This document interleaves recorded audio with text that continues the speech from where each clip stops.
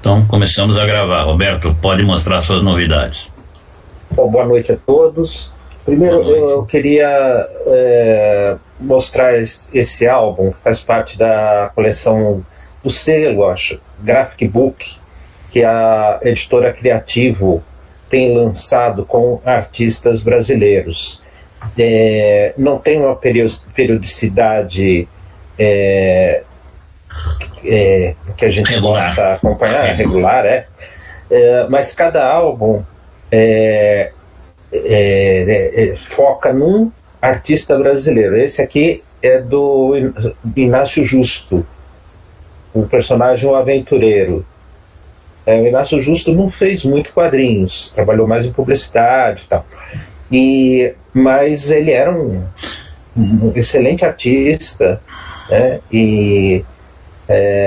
São histórias, essas daqui, por exemplo, eu não conhecia, são histórias publicadas na década de 70. O Inácio Justo publicou, só acrescentar alguma coisa, Roberto, ele publicou muita coisa em quadrinhos, mas ele não tem nenhum personagem assim fixo, né? Ele faz muitas histórias de guerra, muitas histórias de aventura, né? E tinha um trabalho muito interessante de ensino de desenho para crianças, assim. Tinha uma escolinha que ele não cobrava nada, fez um trabalho durante muitos anos. E saiu também pela Criativo, pela ARG, que é a editora do Márcio Baraldi, uma biografia do Inácio Justo. Eu acabei de receber agora naquela outra coleção, né? E muito interessante, muito boa, é feita pelo... Bem, não me lembro o nome do autor, mas que já fez vários livros para eles e está muito boa. Então vale a pena conhecer também. Depois, até o final da reunião, no final da reunião eu mostro que eu não subi com o meu exemplar aqui, que inclusive eu faço um depoimento, tem várias pessoas que fazem depoimento sobre o trabalho do Justo, e está uma edição muito interessante. Essa coleção da Criativo e da ARG, eu acho que está fazendo um trabalho muito bom em termos de valorização dos grandes artistas brasileiros e de resgate da obra deles. Sim. Acho que temos que prestigiar o trabalho da editora. Ele fez bastante quadrinho para editoras pequenas. E fez muita coisa. Ele fez também quadrinho de guerra, né? Porque ele principalmente de aviação, porque ele é aviador. Ele ainda é, né? Tá vivo ainda? Não, tá vivo ainda. Imagino que não pilota mais, é claro. Mas tá com 80 e poucos anos, mas tá vivo ainda. A gente entrevistou ele, você lembra? Lembro, tem a entrevista dele. E ele fez aquelas histórias que o Zé Carioca falava da aviação. Sim, era a especialidade dele. Tem um trabalho muito interessante, tá com 80 e poucos anos, você tem? Então vale a pena ainda. O Herrero fazia o Zé Carioca e o Inácio Justo fazia os navios, aviões. Todos os aviões. Ele é especialista nisso. E ele tinha um preciosismo muito grande em termos de detalhe, né? Ele jamais desenhava um avião qualquer. Ele desenhava um tipo de avião que existia naquela época e que voava naquela guerra específica. Jamais ele desenharia um tipo de modelo de avião que não esteve naquela batalha, por exemplo, que ele estava desenhando. Então, acho que vale a pena destacar. O outro que eu queria mostrar é o fanzine Alegoria, que nessa edição tá trazendo uma história do Joe Simon, do Raio Azul. Eu não conhecia esse personagem. Deve ser dos anos 40, 50. Tentando lembrar o título em inglês, nome em inglês. Tem uma história desenhada pelo Steve Ditko, que é justamente uma história de guerra. Também deve ser dos anos 50, porque tinha muita história de guerra naquela época.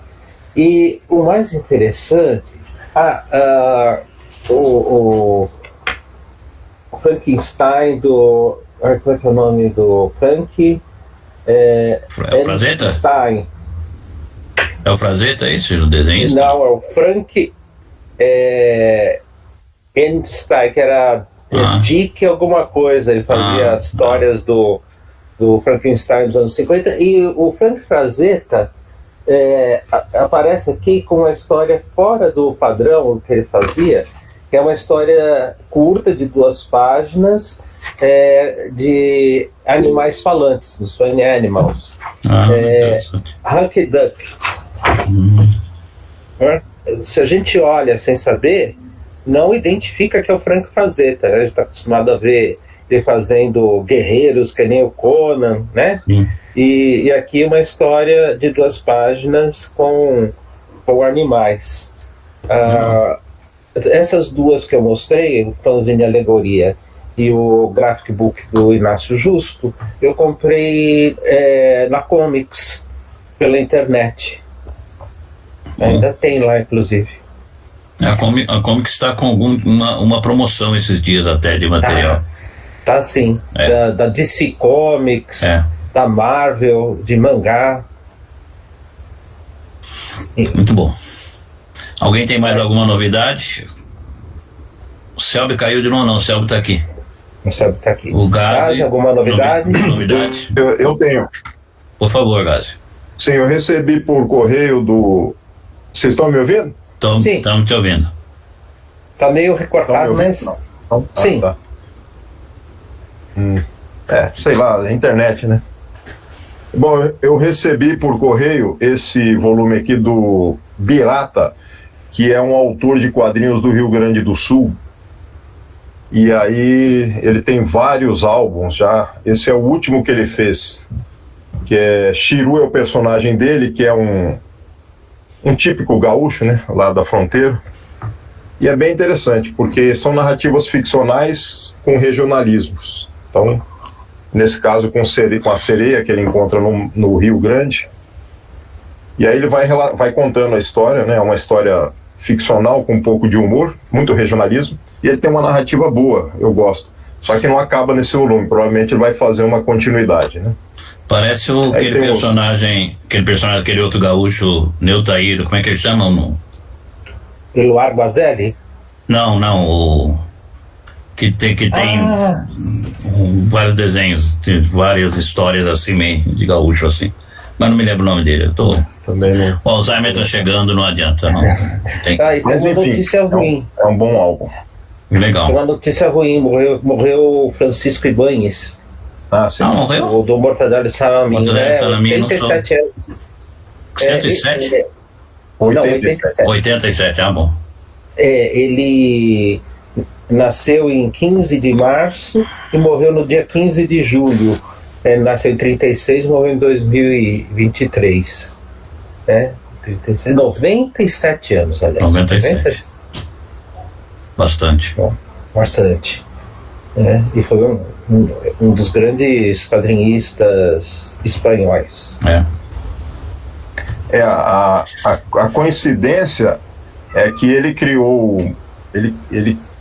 Eu não sei se ele criou Mortadelo e Salamin nesse período, eu acho que sim. Eu acho que a mesma idade... em 49, eu acho. Acho que tem quase a mesma idade quando o Maurício criou a Mônica. Eu acho que lá, coincidentemente, ele estava criando...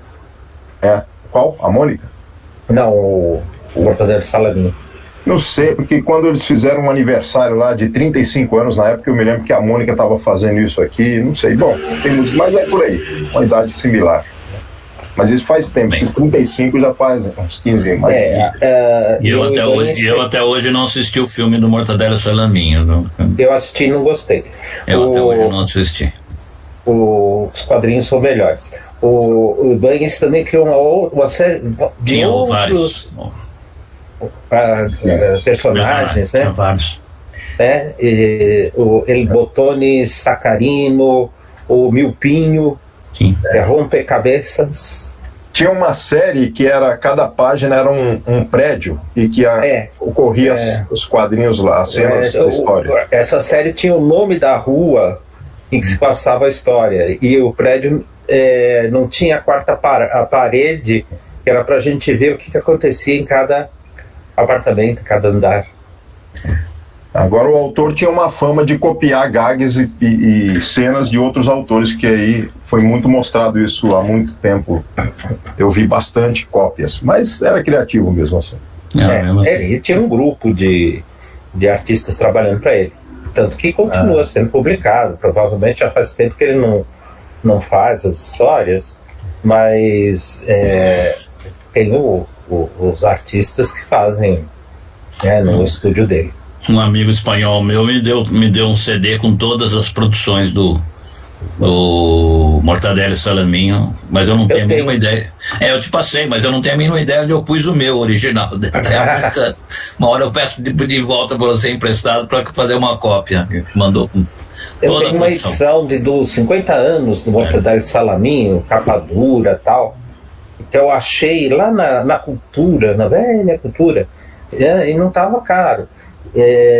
Ainda não era euro, era peseta. E vinha também um CD-ROM. Não sei se roda mais, mas... Dura isso. Bem, vamos lá, para deixar a sessão de nostalgia aqui dos velhotes da sala.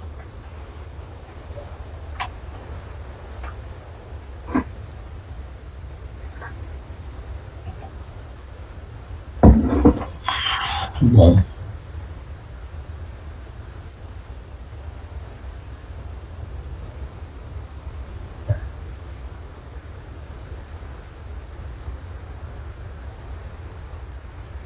Poder assistir. Deixa eu só falar oi para Kelly, para o Leandro. Para o pessoal que chegou. Sejam bem-vindos. Vamos então, começando então. Oi, Kelly. Bem, vamos começar então com a apresentação do Carlos Antônio Teixeira, que foi me orientando não, porque tanto faz tempo já, né, Carlos? Essa época já passou. Foi meu supervisionando, existe essa palavra? Não sei. Eu supervisionei o pós-doutorado do Carlos, né? Foi um prazer muito grande, que foi até na época da pandemia, a gente quase se viu muito pouco, mas eu acompanhei o trabalho dele. E é uma pesquisa que deu muitos frutos. Eu fiquei muito feliz porque teve várias publicações. O Carlos sempre ativo, sempre propositivo. A partir de uma ideia já lançava outra e uma coisa ia desencadeando.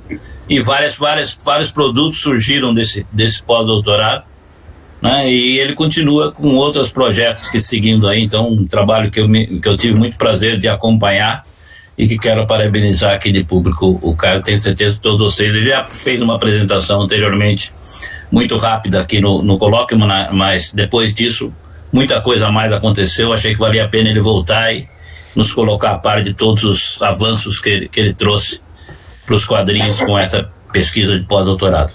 Carlos, você tem a palavra. Ok, muito obrigado. Uma boa noite a todos. Eu tenho um agradecimento especial a fazer ao professor Valdomiro, que eu coloquei o professor Valdomiro numa enrascada, né, de me supervisionar nessa já entrei em piores. Eu vou aqui compartilhar a tela com vocês. Vamos lá fazer os ajustes.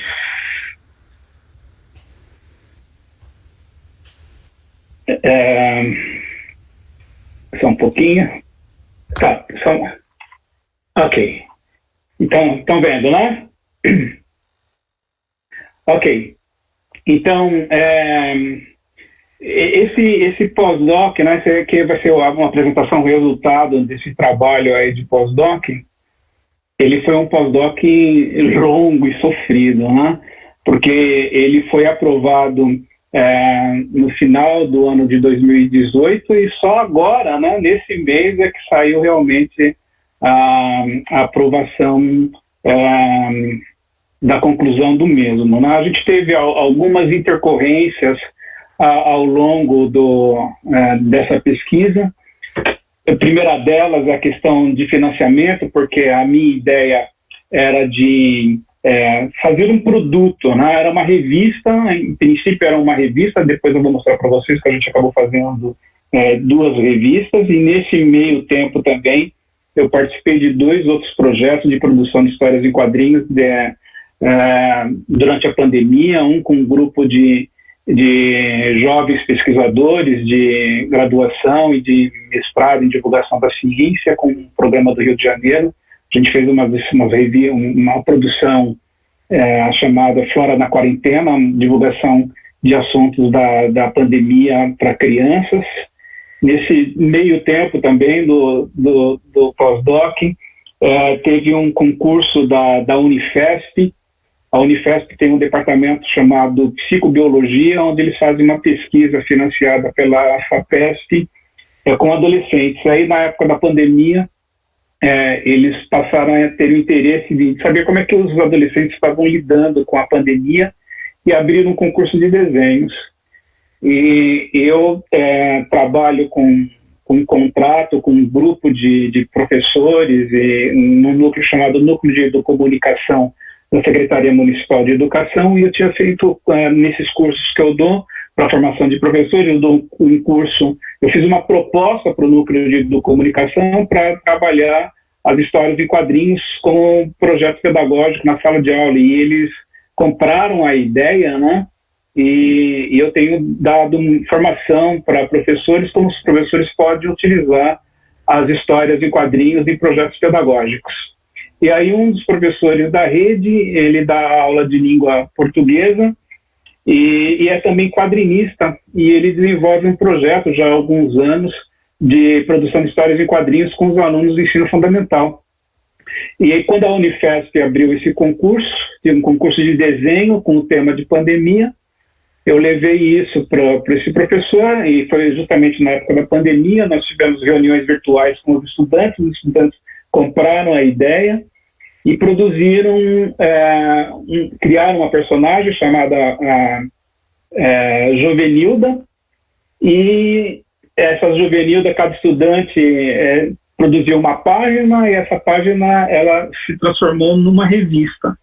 E aí os alunos ganharam prêmios individualmente como desenhistas, como autores, e a revista recebeu também um prêmio especial, um reconhecimento especial por tratar dessa temática, né, como os adolescentes estavam se comportando na pandemia. Depois, quando finalizar essa apresentação, eu vou mostrar para vocês um pouquinho rapidamente essas revistas. Então, aquilo que o professor Valdomiro falou foram coisas que foram acontecendo junto, né, com essa pesquisa, com esse trabalho do pós-doutorado.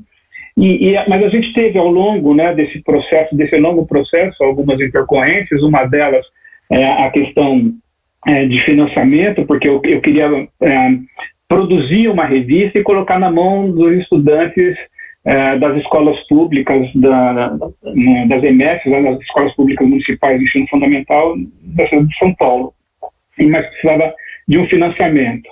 Então, a gente conseguiu finalmente, né, depois de um bom tempo, né, o financiamento para produzir não só uma, mas 2 revistas. Um financiamento veio, eu adaptei o projeto para um programa chamado Valorização de Iniciativas Culturais, da Secretaria Municipal de Cultura, e aí a gente produziu uma das revistas. E a outra revista, isso já passando aqui os slides, e a outra revista, aqui são as 2 revistas que foram produzidas, ele está no automático aqui. Essa revista, primeira, Meninas e Mulheres na Ciência, uma revista que apresenta só o relato de histórias de mulheres negras que são cientistas aqui do Brasil, e a gente produziu também, conseguimos uma verba. Essa aqui, a gente conseguiu a verba pela Secretaria Municipal de Cultura, e a revista Entrevistas Além do Tempo, a gente recebeu a verba, eu submeti um projeto também adaptado ao consulado americano, e a gente conseguiu produzir também essa revista. Então, no começo era para ser só uma revista tratando da temática de mulheres na ciência e de também cientistas negros, né? Um pouquinho também da minha história. Eu sou pedagogo de formação e fiz um curso de especialização na área de divulgação da ciência, quando ainda na ECA tinha um núcleo chamado Núcleo José Reis de Divulgação Científica. E eu fiz também curso de especialização com a Organização dos Estados Ibero-Americanos. Eles têm um centro chamado Centro de Altos Estudos Universitários. E aí eu fiz 3 certificações com esse centro, com 3 universidades da Espanha, de Oviedo, Salamanca e Girona. Então eu me especializei na área de divulgação da ciência, E aí comecei a me interessar por trabalhar com as produções de quadrinhos.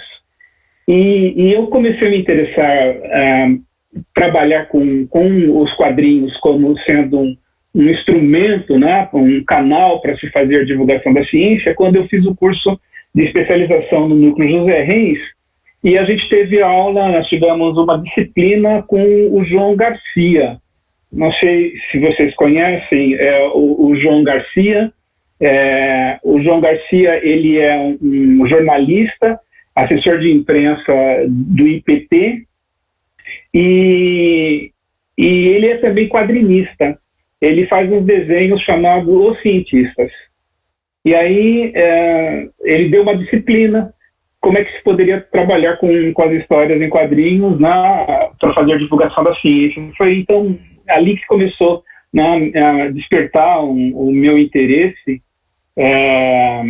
de trabalhar com os quadrinhos e ligando com essa questão também que eu comecei também a me interessar, que era a comunicação pública de ciência e tecnologia, né?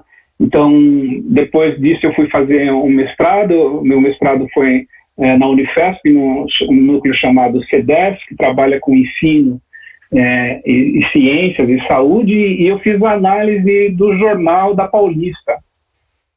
Eu terminei o mestrado em 2009, e um pouco antes, a Unifesp foi uma universidade que, infelizmente, né, não prosseguiu por conta de decisões do reitor, né, não prosseguiu, mas ela era assim, bastante inovadora e foi uma pioneira na questão da divulgação da ciência. Eles montaram um curso de divulgação científica e só teve, infelizmente, uma única versão desse curso, e eles formaram nesse curso os pesquisadores da Unifesp para trabalhar com a divulgação da ciência, e muitos deles se tornaram estrelas de canais, de veículos de comunicação, começaram a aparecer na televisão, dar entrevistas, né? Então, eles deram um curso de capacitação para os profissionais, os pesquisadores da universidade a trabalharem com a comunicação pública. E também eles deram um curso para outros interessados, principalmente jornalistas, para aprenderem a se comunicar com os cientistas. Então, a Unifesp foi muito pioneira nesse assunto. Tinha um departamento de comunicação muito dinâmico, com muitos freelancers. Foi uma época bastante áurea na universidade. Contudo, teve lá uma mudança de reitor, e esse reitor, de uma hora para o outra, ele acaba com tudo do departamento de comunicação. Inclusive, ele terceiriza o departamento de comunicação, e a história que poderia ser da Unifesp, né, liderando, né, a questão da divulgação da ciência, ficou apagada, né? E isso fala que é uma coisa interessante, porque tanto no meu mestrado como no meu doutorado, meu mestrado foi na Unifesp e meu doutorado foi na Faculdade de Saúde Pública da USP, né? No doutorado, eu estudei como que os coordenadores que estão no topo, assim, né, da cadeia da pesquisa científica, como que os coordenadores dos programas de pós-graduação em saúde pública e saúde coletiva, eles entendiam a comunicação pública, né, e a responsabilidade e o compromisso em se comunicar com a população de uma forma geral, né.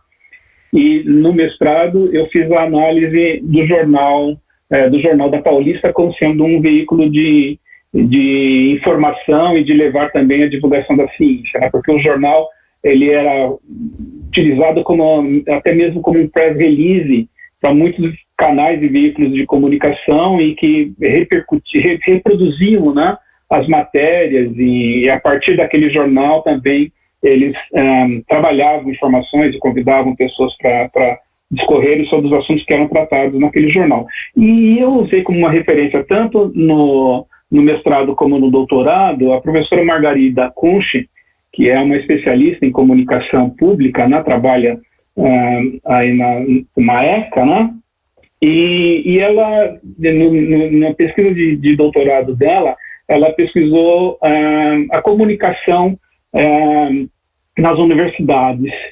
E aí ela fala várias coisas interessantes, né, mostrando ali sobre a responsabilidade da universidade em comunicar-se, né, com o público leigo, na questão também de que a universidade recebe as verbas públicas e, por conta disso, tem um compromisso também público, mas ela também fala sobre, naquele tempo, né, quando ela fez essa pesquisa, né, acho que na década final dos anos 90, sobre um fenômeno que acontecia nas universidades semelhante ao que acontecia com as mudanças de governos, né?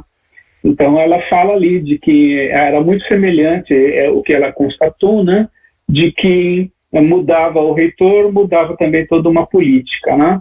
E que também muitas vezes o departamento de comunicação da universidade ele era voltado mais para o reitor do que propriamente para as questões da universidade. Eu estou dizendo isso porque dentro dessa questão da divulgação da ciência, voltando lá para o período do mestrado, né, que a Unifesp ela foi bastante inovadora nessa questão da comunicação pública, né, qualificando os seus pesquisadores para conversarem com o público leigo e capacitando também jornalistas e divulgadores da ciência para dialogarem também com cientistas. Existe uma pesquisa que foi produzida por pesquisadores dos Estados Unidos, chamada Mundos à Parte, né, que fala sobre o mundo do jornalista e o mundo do cientista, né? Então, o cientista demora muito tempo para ele fazer um pronunciamento a respeito daquilo que ele pesquisou, né? E ele só vai falar, né, publicamente, né, para os seus pares, né, o que ele fez, né, depois de muito tempo, né, que a sua pesquisa foi realmente comprovada, né, e por aqueles canais específicos, né, da ciência. E o jornalista, ele tem aquela questão de que a informação era para ontem, né? Então, esse documento fala sobre a dificuldade, né, de se dialogar entre quem faz uma comunicação pública de uma informação científica, né, que geralmente são, né, os jornalistas, os comunicadores, e o tempo do cientista para ele apresentar essa informação. E a Unifesp ela foi bastante inovadora, que ela qualificava os próprios pesquisadores para eles fazerem a comunicação da sua informação científica, né? Dito isso, quando eu fiz a análise do jornal da Paulista, eu voltei a entrar em contato com as histórias em quadrinhos, porque nesse jornal eles tinham uma parte do jornal chamada Hora do Recreio, e tinha que ainda, eu acho que ainda trabalha lá, um desenhista que fazia os desenhos técnicos, não os desenhos científicos, e ele colocou no jornal por alguns exemplares. Eu até fiz esse trabalho, depois resultou num artigo que eu publiquei na Nona Arte, né? Fazendo análise desses quadrinhos, que foi publicado nesse jornal chamado Hora do Recreio. Então eu voltei a ter contato com as histórias em quadrinhos. Mas não era esse o meu foco nem no mestrado e nem no doutorado. E aí depois que eu terminei, então, o doutorado, eu comecei a me interessar por essas questões, como que a gente poderia utilizar as histórias em quadrinhos, e a minha entrada mesmo com os quadrinhos se deu a partir do ano de 2016, quando eu consegui um financiamento da CAPES, da Agência Nacional de Águas. Eles abriram um edital para se produzir um material pedagógico sobre o tema água, e aí eu fiz a proposta de produzir uma revista de histórias em quadrinhos. E essa proposta ela foi então aceita, e ali foi então o primeiro trabalho que eu fiz, né, utilizando as histórias em quadrinhos como sendo um veículo, né, para se transmitir aí informações, né? Então eu me associei com 3 colegas que eram docentes do curso de biologia no centro universitário onde eu trabalhava, e a gente conseguiu também verba para 2 graduandas de biologia que foram bolsistas, e a gente produziu então essa revista. Foi uma revista só no seu formato digital, mas ela era bastante interessante porque a gente colocou hiperlinks, né, ao longo da revista. Então, como ela tinha um formato digital, e aí quando se clicava lá no hiperlink, o hiperlink remete a uma página da internet que amplia aquela informação. E aí eu criei uma personagem que é uma indiazinha, Pataxó. Os Pataxós, eles são originários de Porto Seguro, né, onde tem ali o nascimento do Brasil, ali em Porto Seguro. E aí o professor falou sobre a jabuticabeira, né, que é uma árvore endêmica do Brasil, que precisa de muita água. E aí a gente colocou o Pero Vaz de Caminha embaixo de uma jabuticabeira, escrevendo para o Rei de Portugal, né, a história, né, do nascimento do Brasil. E aí ele fala sobre a abundância que ele via, né, ali de águas, né? E aí a gente começa a discutir com a indiazinha, uma indiazinha Pataxó, e todos os nomes dos personagens que a gente coloca nessa historinha tem nomes guaranis, né?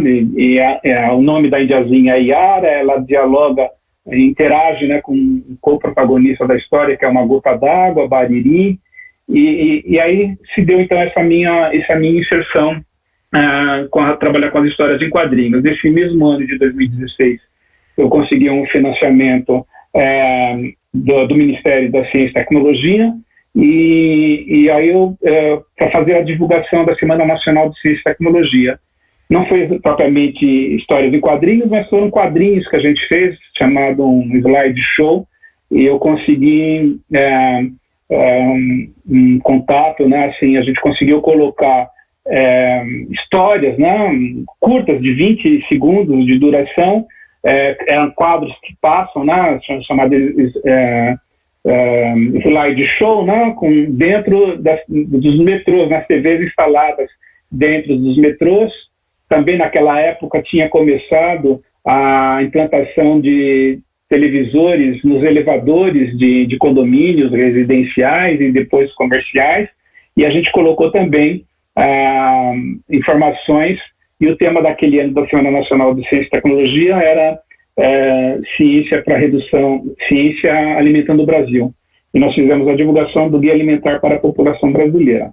E nesse mesmo ano de 2016, eu consegui um financiamento da FAPESP, num programa chamado Mídia Ciência, que é um programa José Reis de divulgação científica, e eu consegui, né, submeter um projeto supervisionado pelo professor Luciano Maluli, da ECA, da Rádio Jornalismo, e aí eu consegui, então, esses 3 financiamentos, mas ao mesmo tempo que eu consegui esse financiamento, isso custou o meu emprego, porque eu fui demitido da instituição para a qual eu trabalhava, com o argumento de que eu tinha sido contratado para dar aulas, e além de dar aulas, estava trabalhando com os projetos, né? E isso, assim, para mim foi uma coisa horrorosa, porque eu achava que eu estava dando uma contribuição a mais, né? E no final, porque eu pedi um afastamento temporário, porque com a concessão do financiamento da Bolsa da FAPESP, eles exigem, né, comprometimento total, ou demissão, ou então afastamento. E vocês veem pelos meus cabelos brancos, né, que eu já não sou novinho, então eu já estava me encaminhando na instituição para a qual eu trabalhava lá, há alguns anos eu iria me aposentar. Eu falei, não vou pedir demissão, vou pedir um afastamento, mas com o afastamento eles me deram a demissão. Então, trabalhar com os quadrinhos acabou me custando também um preço muito alto. Mas voltando agora aqui para a questão das revistas, a gente, assim, eu acabei tendo esse desejo de trabalhar com essa informação, né, de histórias em quadrinhos e de informação da ciência. E em 2018, o tema da Semana Nacional de Ciência e Tecnologia foi Ciência para a Redução das Desigualdades.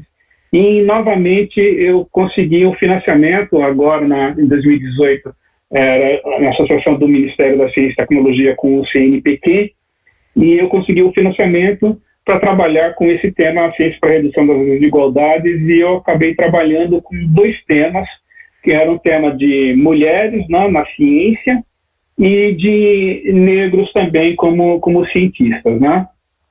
E foi uma verba pequena que a gente conseguiu, mas eu mobilizei os estudantes da ECA, tem a agência ECA Júnior, né, a agência de comunicação da ECA, e eu escrevi o roteiro de um comercial para a TV e falei para os estudantes lá da agência, a gente conseguiu uma verba para pagar a agência, né, que era para produzir um comercial de TV com esse tema, e eles treinaram, né, um pesquisador negro do Instituto de Química e uma doutoranda, né, uma moça doutoranda, e a gente gravou um comercial. Eu tinha conseguido também, por meio de uma agência, aí, veicular esse comercial em 350 cidades de 26 estados do Brasil, na rede Record News, né, de rede nacional.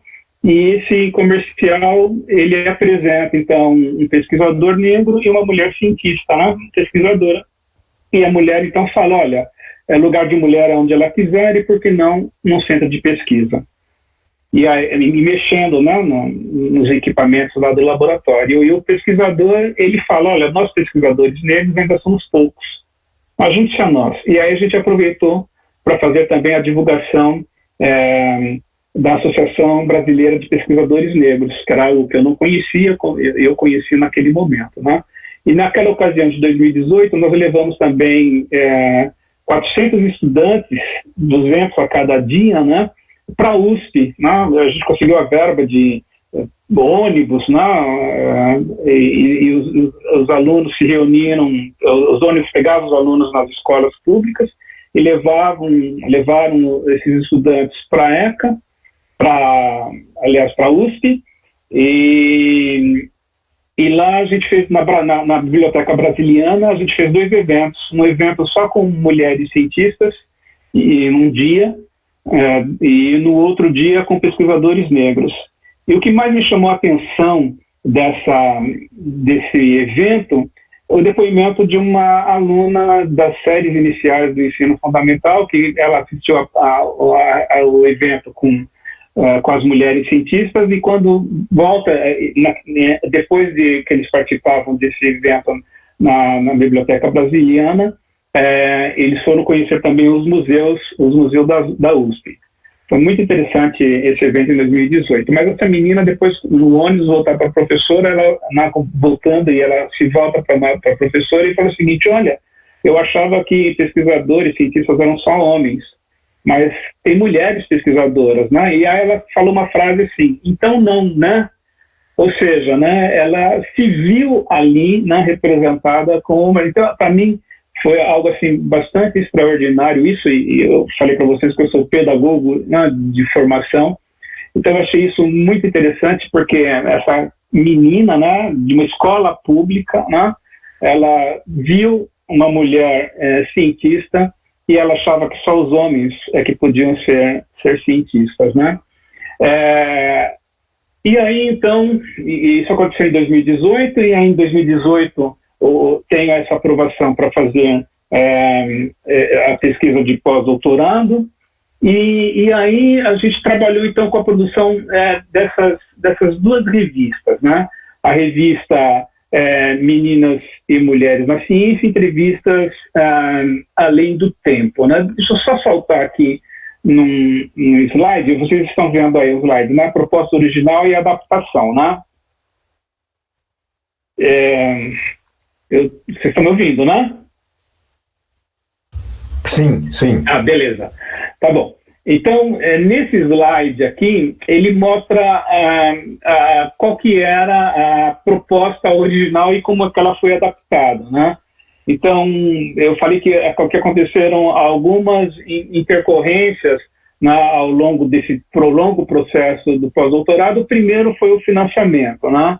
Como eu tinha conseguido uma bolsa da FAPESP em 2018, eu achava, né, que eu poderia conseguir a bolsa da FAPESP para o pós-doc, mas foi um engano, né, de que a gente submeteu a proposta para a FAPESP, e a FAPESP, os 2 avaliadores, né, que avaliam o projeto, eles foram favoráveis, contudo o diretor científico da FAPESP não aprovou.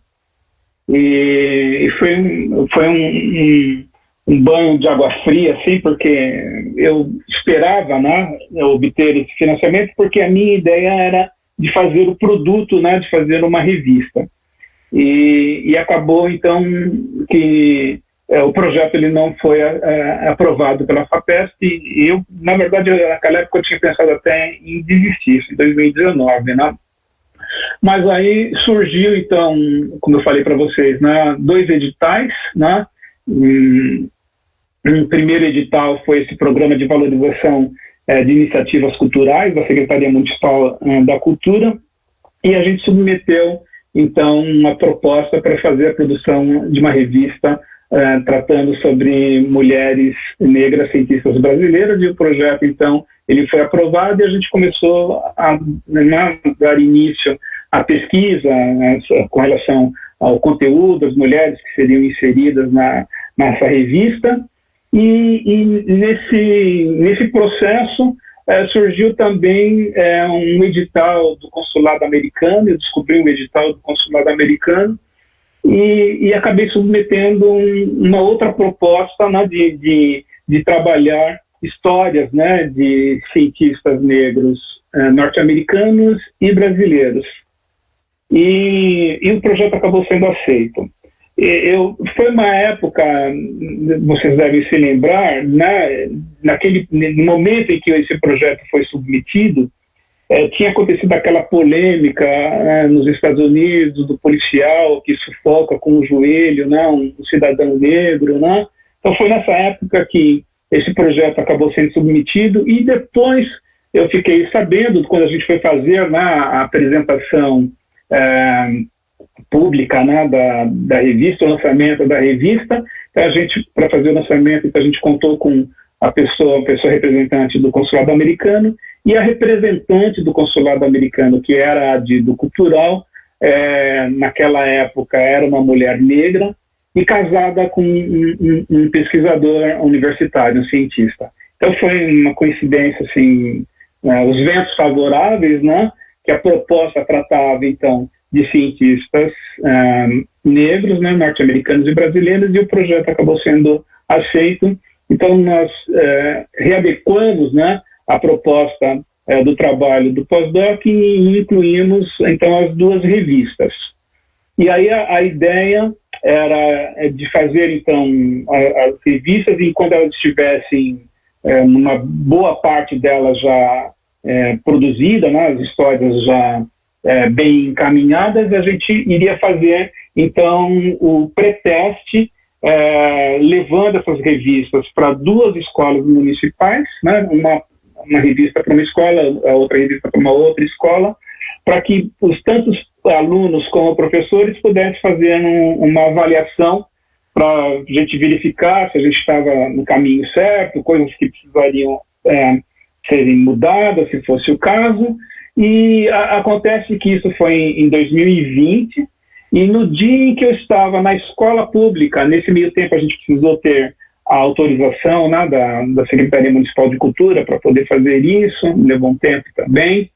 E quando eu estava na escola, né, na reunião com um professor de ciências numa das escolas, né, e a coordenadora pedagógica para a gente ajustar, né, tanto essa questão do pré-teste, e depois a gente iria fazer a revista completa, a gente iria fazer um grupo focal, então para acertar esses detalhes, mas a nossa reunião naquela manhã ela foi interrompida porque a gente parou para ouvir a declaração do governador, né, o Dória, né, sobre a questão da pandemia, e naquele exato dia ele anunciou o fechamento das escolas.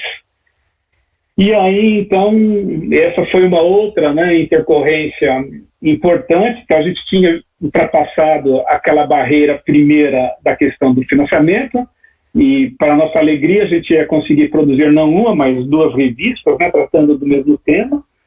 E só que, então, chegou a pandemia e isso interrompeu, então, tudo aquilo que a gente estava planejando, e a gente precisou, então, esperar que as escolas, né,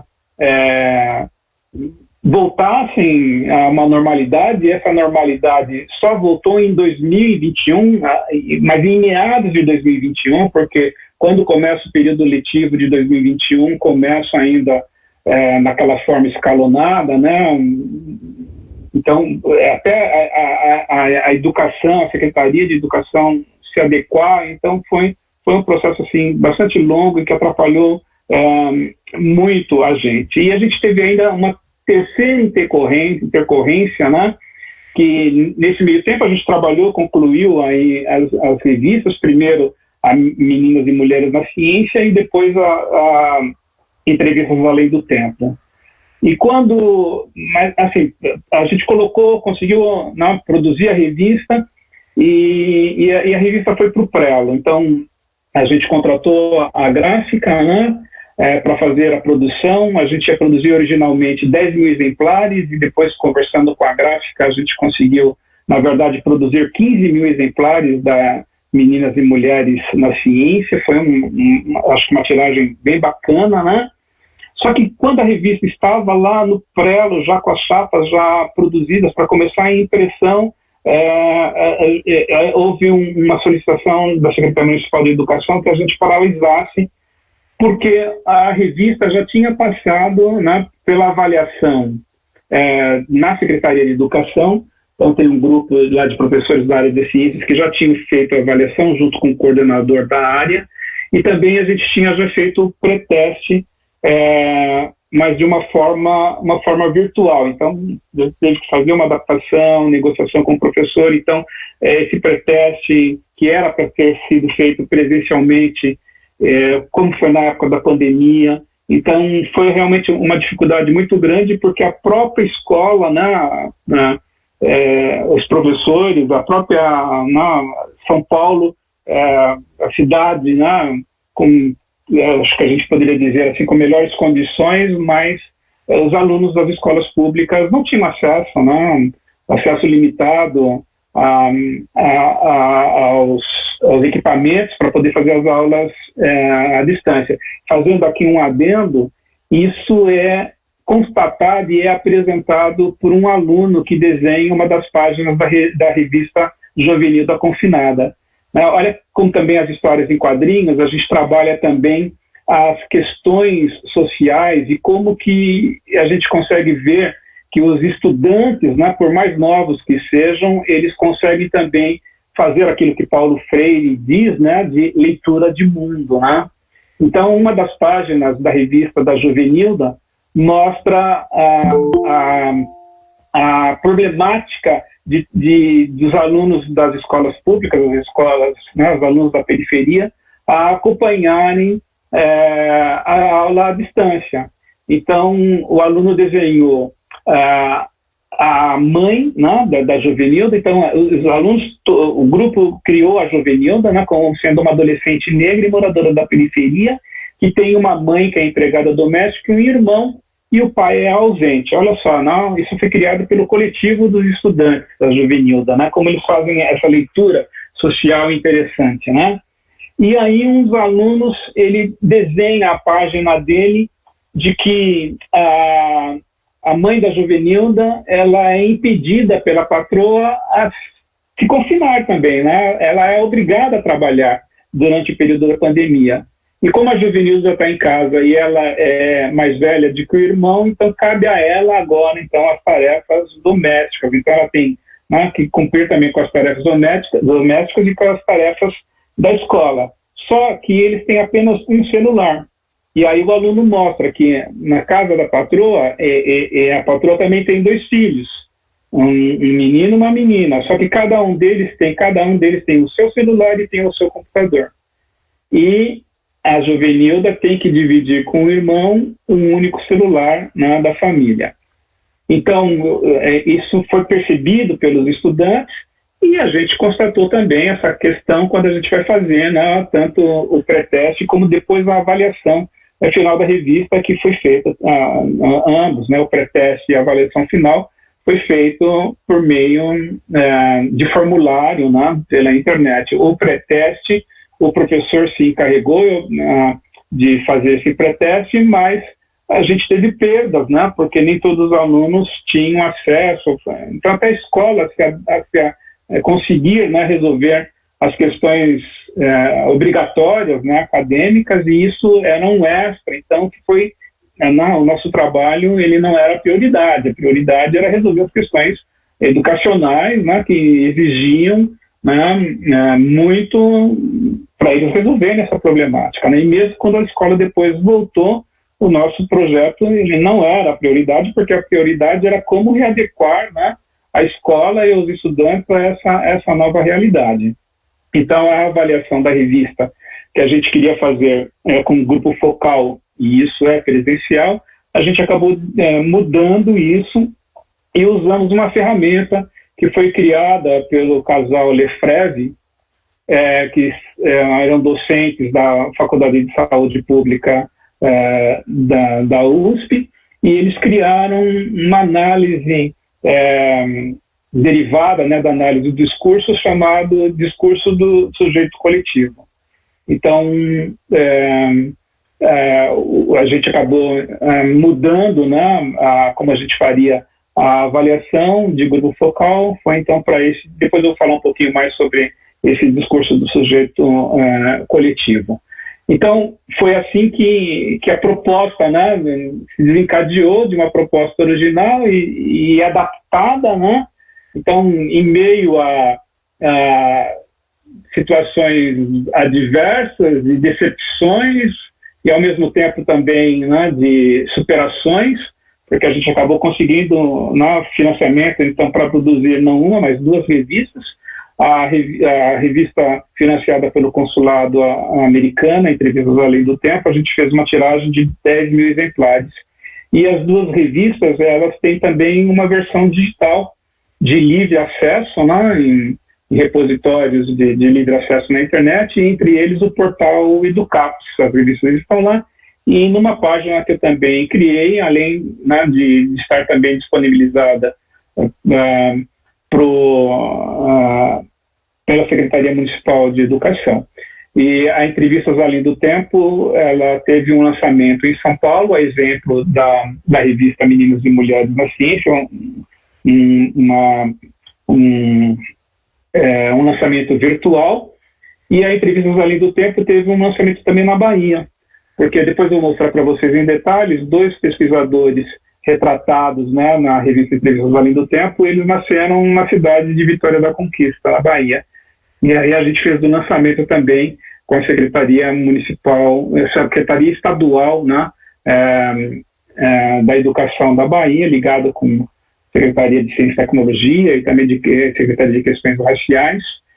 Eu teve também essa versão digital, uma ampliação também, uma ampliação do acesso. E eu gostaria de falar um pouquinho também sobre antecedentes, né, dessa pesquisa, de se trabalhar com as histórias em quadrinhos, né? Então, existe já desde 1983, né, se inicia um interesse de se ver como que as crianças, os adolescentes percebiam a figura de um jornalista, de um cientista, né? E aí Chambers ele criou esse teste chamado Draw a Scientist Test, né? Desenhe um cientista, e o dele ficou conhecido como DASC. Esse C é do checklist, né? E ele fez uma pesquisa assim de muitos anos, né? Aliás, assim, quase 10 anos mesmo, né? Com 4 mil crianças nessa faixa etária de 5 a 11 anos, no Canadá e nos Estados Unidos, e as conclusões que ele chegou, né? Sobre a percepção que as crianças, né, tanto no Canadá e nos Estados Unidos, tinham da imagem de um cientista, não é diferente da imagem que ainda hoje, né, crianças e adolescentes têm de cientista. E antecedendo também essa pesquisa, que ficou um clássico, então, daqueles que se interessam pelos estudos de percepção, né, de cientista, né, por parte de crianças e adolescentes. Esse estudo dele ele foi antecedido em 1957 por uma dupla, né, de pesquisadores que trabalhou a imagem de cientistas entre estudantes do ensino médio nos Estados Unidos. Esse estudo de 1957 não foi com desenhos, mas era com questões, né, que os alunos tinham que responder, mas ele começa, na verdade, a origem das pesquisas de percepção a respeito de ciência, a respeito de cientista, né? Na verdade, especificamente, esses dois estudos é sobre a imagem de cientista, né? Então, isso aqui dá origem, então, à questão, né, que depois eu trago, né, para a revista de Histórias em Quadrinhos, que é a percepção que os estudantes têm a respeito de um cientista. E a percepção que depois ela é também confirmada, né? Aqui eu apresento os pesquisadores, principalmente desses 3 centros universitários, né, do Laboratório de Jornalismo Científico da Unicamp, esse do COC, né, que é a Casa de Oswaldo Cruz, da Fiocruz, e da Universidade Federal de Minas Gerais. É recente esse centro, chama-se AMEREC. Esse AMEREC é interessante, é uma palavra Krenak, que significa beliscões. Então, o criador desse centro na Universidade Federal de Minas Gerais é um físico, o Yuri. Ele é um físico italiano, radicado aqui no Brasil, e aí eles acabaram dando esse nome para que a ciência desperte, né, o interesse em beliscões, né, na língua Krenak, né, que são índios de Minas Gerais, para se instigar, né, o interesse aí pela ciência. Então, esses 3 campos, né, esses 3 centros de pesquisa, principalmente esses 3 centros, né, a USP poderia estar também dentro, né, com certeza tem pesquisadores da USP que também trabalham com isso, mas poderia estar representada pelo Núcleo José Reis de Divulgação Científica, que infelizmente não existe mais. Existe uma cátedra que o Núcleo José Reis ganhou na época em que existia, chamada Cátedra da Unesco José Reis, que está perdida aí, está em algum lugar no ar ainda, mas que estava ligada com o Núcleo José Reis de Divulgação Científica. E então, pesquisadores do Brasil repetem então essa experiência que foi criada, né, nos Estados Unidos, para se ver a percepção que as crianças têm a respeito de um cientista por meio de um desenho, né? E, no geral, os desenhos eles apresentam um estereótipo de cientista. Geralmente um homem branco, né, vestindo um jaleco branco, um homem de óculos, de cabelos, né, despenteados, e quando eles localizam, né, esse cientista num laboratório, então aparecem os frascos, né, de um laboratório, de um centro de pesquisa usando esses equipamentos, e geralmente aparece uma explosão, né?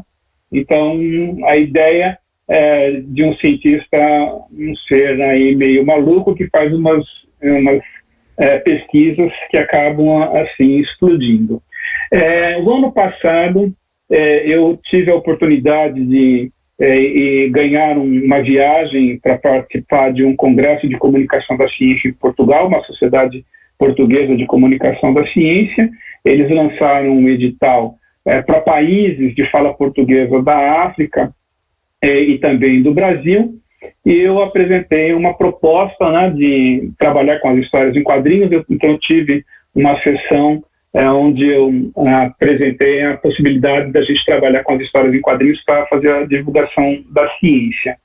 E em 2018 eu tinha trabalhado então com a temática da mulher na ciência e dos negros na ciência, e curiosamente nesse congresso só tinha uma pessoa negra, que era uma pesquisadora que ela estava no congresso, a convite do congresso, porque ela apresentou também uma temática falando sobre a dificuldade de ter representantes africanos, negros, né, nesse campo da ciência, né, então, e também particularmente no campo da comunicação da ciência.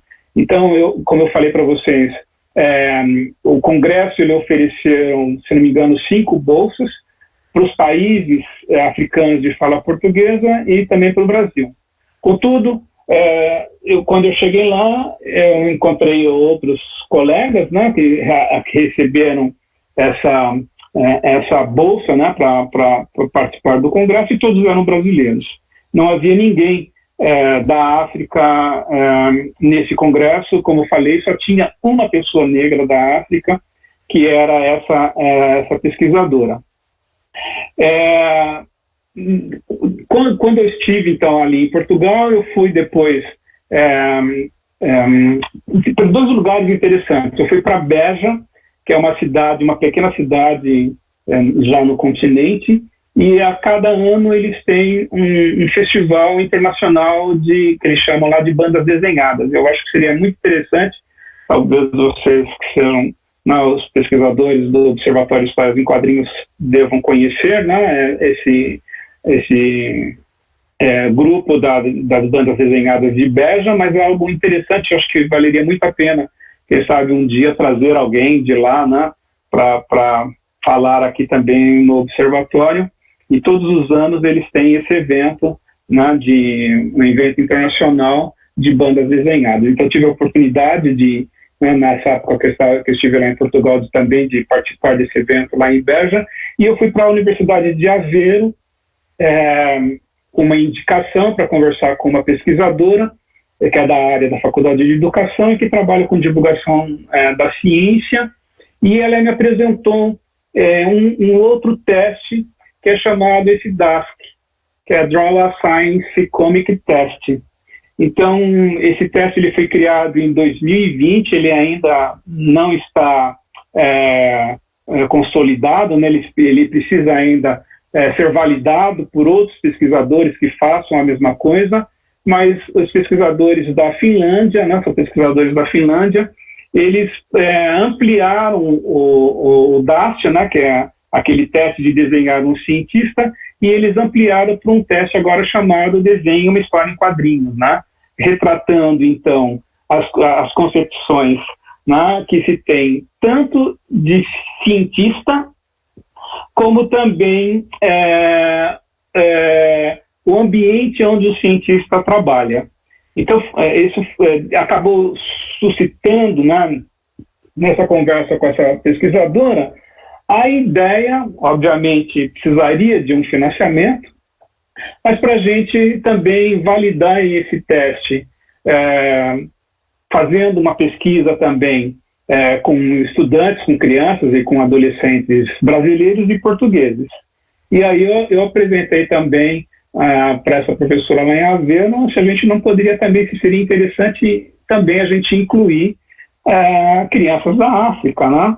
Uma vez que nesse congresso que eu participei, que foi num lugar muito lindo, né, ali nos Açores, Ponta Delgada, numa ilha chamada Ponta Delgada, só tinha essa pesquisadora representando, né, os países africanos e tratando justamente da problemática, né, de que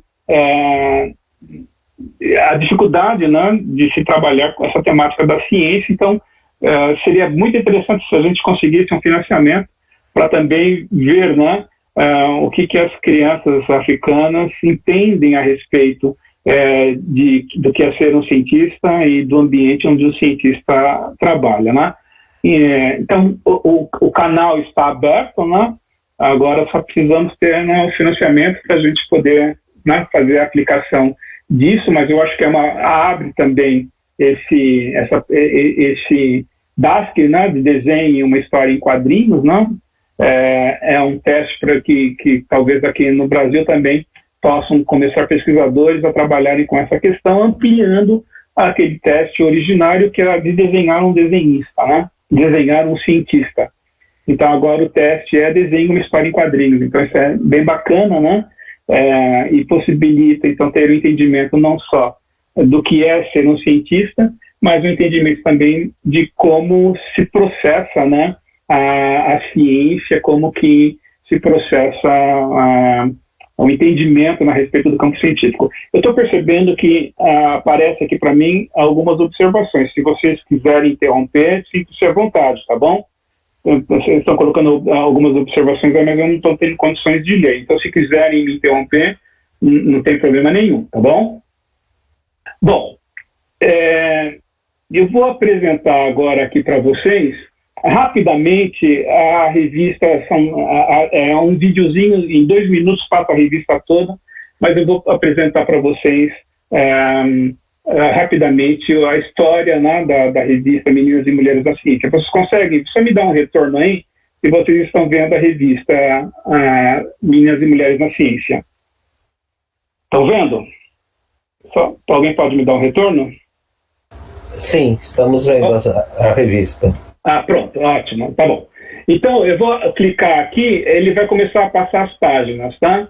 Então, aí apresenta, então, a apresentação da revista foi feita pelo professor Valdomiro, e a revista, ela relata a história de 3 adolescentes, e aqui a gente tem retratado a estação do metrô do Capão Redondo. Então, são 3 adolescentes da periferia, do bairro do Capão Redondo, e uma menina negra, e essa menina, ela quer ser cientista. Então, eles se encontram e começam a discutir sobre o futuro da vida deles. O menino quer ser jogador de futebol, a garota branca, ela não sabe o que ela quer ser, ela está meio confusa, e quando a adolescente negra, ela diz que ela quer ser cientista, e aí eles ficam assim admirados, né? Primeiro, o que é ser um cientista? E outro, uma mulher cientista, né? E aí eles falam, você vai ser a primeira mulher cientista negra? Então ela começa a apresentar, né, outras. Ela diz, não sou a primeira, existem poucas, mas existem outras. E aí eles perguntam, quem são elas? Aí ela fala, bom, a gente vai marcar uma reunião lá na minha casa e vocês vão pesquisar. Então eles começam a apresentar aqui a primeira engenheira negra brasileira. Então eles começam a apresentar, né, começam a conversar sobre, ela traz, a menina traz as primeiras cientistas, eles querem saber se existem mais, e aí eles marcam na casa dela para eles conversarem, né, sobre o que eles acharam. Então eles vão se encontrar na casa dessa menina, né, da Cibele, que é essa adolescente negra que quer ser cientista, e eles vão então, a revista começa a discorrer sobre algumas cientistas.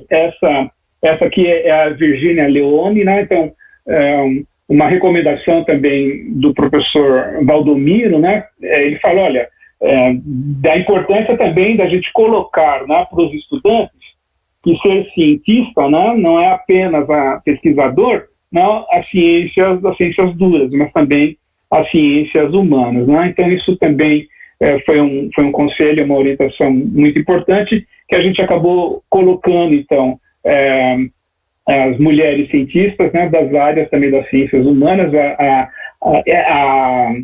A Virginia Bicudo, ela foi uma socióloga e ela foi também psicanalista, e ela trabalhou no que agora é a Faculdade de Saúde Pública. Ela tem os seus estudos de origem lá e também a docência lá, e ela também abre a escola de psicanálise, né, estudos de psicanálise no Rio Grande do Sul.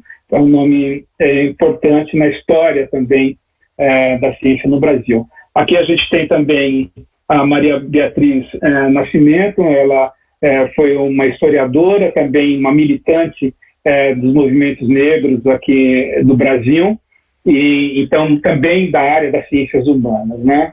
Então a gente retratou a história, também um pouquinho da história dela. Aqui a gente tem a Lélia Gonzalez, né, que é uma intelectual brasileira da área da antropologia, e também é uma mulher negra que é militante, então tem um pouco também da história dela, né? E aí a gente passa outras histórias. Então, os meninos chegam na casa da mãe da Cibele e se encontram com a mãe. A gente coloca a mãe da Cibele como sendo uma professora da área de ciências, e daí, então, a motivação também, né, inspiração para que a Cibele também se torne uma cientista, porque a mãe relata as dificuldades pelas quais ela passou, mas que ela pôde estudar, né, e dar educação para a filha, e fala das dificuldades, né, que os negros têm, né, para também se fazerem representar, né, na nossa sociedade, as mulheres.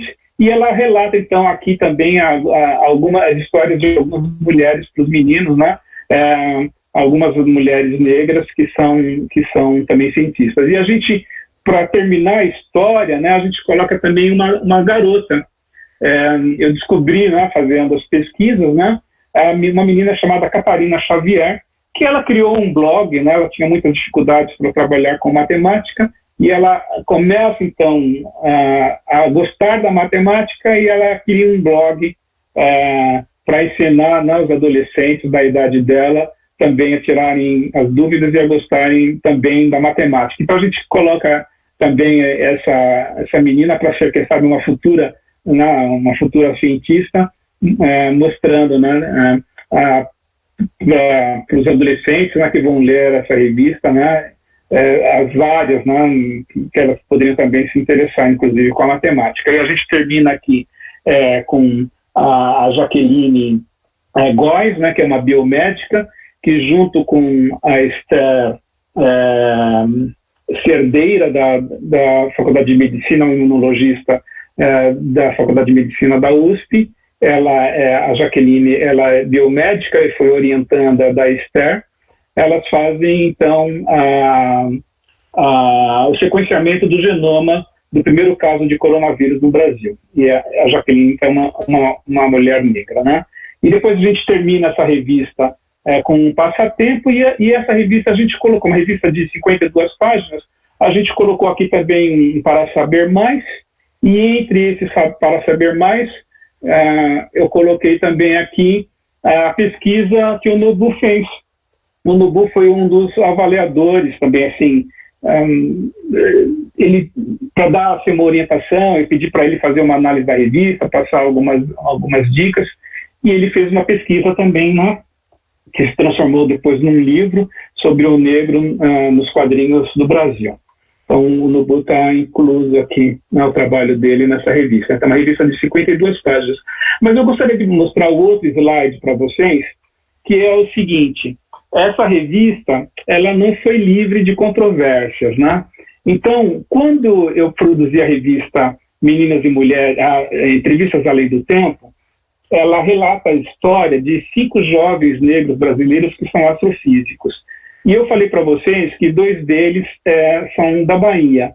Meu pai é baiano e a origem dele é lá de Vitória da Conquista. E meu pai, depois de 70 anos morando no Brasil, vai fazer 92 anos agora, ele decidiu voltar a morar nas origens. E passou um tempo em Vitória da Conquista, agora ele está na roça, lá no meio da roça, num lugar de difícil acesso. O progresso chegou lá com energia elétrica e com internet, mas o acesso ainda é difícil, porque na época de chuva tem que atravessar um ribeirão 2 vezes, que a maior parte do ano é seco, mas quando chove fica intransitável, e a água lá é a água da chuva ou água de caminhão-pipa, quando o caminhão-pipa consegue chegar, e o poço artesiano, o aquífero de lá, ou as águas subterrâneas daquela região toda e do Nordeste de uma forma geral, é de água salobra. E eu estive lá em Vitória da Conquista e conversei pessoalmente com uma das representadas na revista Entrevistas Além do Tempo e expressei para ela uma dificuldade, uma questão que eu tinha, que era o seguinte: olha, eu tive essa ideia, né, de trabalhar a divulgação, né, científica, de trabalhar a história de cientistas negros, mas eu sou um homem e branco, né? Então realmente me trouxe uma certa confusão essa questão, né? Naquele momento eu ouvi dela palavras de incentivo, que na verdade depois eu acabei também aprendendo um pouco essa questão que eu ainda não domino completamente, mas a questão que fala sobre o lugar de fala, né? Então, o meu lugar de fala é de homem e branco, né? Mas que eu tive uma ideia, né? Então, será que isso legitima, né, poder trabalhar com essa informação, com essa questão? E foi um campo difícil assim de ser trilhado.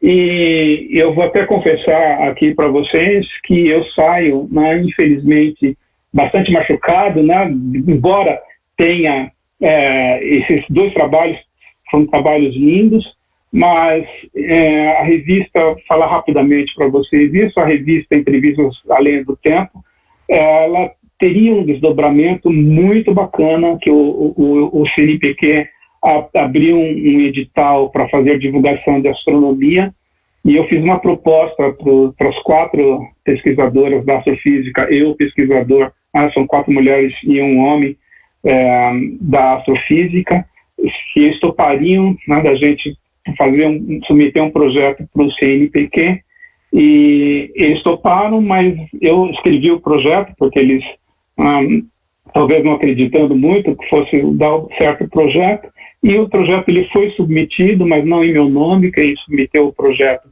foi uma das pesquisadoras, só que, assim, o projeto foi aprovado, tá? Ele foi aprovado com uma verba de R$700 mil para a gente levar as pesquisas desses astrofísicos para 27 capitais e para mais 2 cidades ligadas com essas 27 capitais de todo o Brasil, num período de 2 anos. E eu atribuí um valor no projeto, no orçamento, para mim, correspondente a uma bolsa de pós-doc da FAPESP. E quando a gente teve a primeira reunião, o caldo entornou, e por conta desse valor que eu acabei atribuindo, eu confesso que coloquei numa rubrica que não era adequada, e porque a colocação de que os projetos CNPq não visam você pagar, embora a gente possa pagar para terceiros, e eu, no caso, eu era um terceiro, né? Mas eu sei que a situação ficou muito ruim, e aquilo que começa como um projeto bacana, ele acaba assim, redundando, né, assim, se transformando numa coisa muito ruim, que eu também não soube lidar com a situação, mas eu saí desse projeto como se eu fosse alguém que estivesse me aproveitando da história de vida dos pesquisadores negros para tirar a vantagem que eu era um mau caráter. Claro, estou contando para vocês a minha parte, né? Para vocês saberem toda a história, deveriam ouvir também o que os outros envolvidos na questão, né? Principalmente os 2 pesquisadores, tratam dessa questão. Mas eu só queria mostrar para vocês, né, que eu acabei entrando numa seara de trabalhar com essa temática, que não é fácil, né? Não é uma coisa assim muito fácil. E a Cientista Negra também teve, na verdade, a revista Meninas e Mulheres na Ciência, ela originalmente tinha esse nome de Cientista Negra, mas ela passou por um embate, né? Quando ela estava no prelo, ela já tinha sido aprovada pelos professores de ciências, pelo professor responsável pelo núcleo de ciências, mas eles não tinham ouvido uma figura importante da Secretaria de Educação, que é uma pessoa que trabalha justamente com as questões étnico-raciais na educação. E quando eles levaram essa revista para essa pessoa então paralisou aquilo que já estava, né, para ser produzida, e colocou alguns questionamentos. Eu vou apresentar rapidamente para vocês esses questionamentos, porque eu não tive oportunidade de dialogar com essa pessoa. Ela apenas colocou, né, questões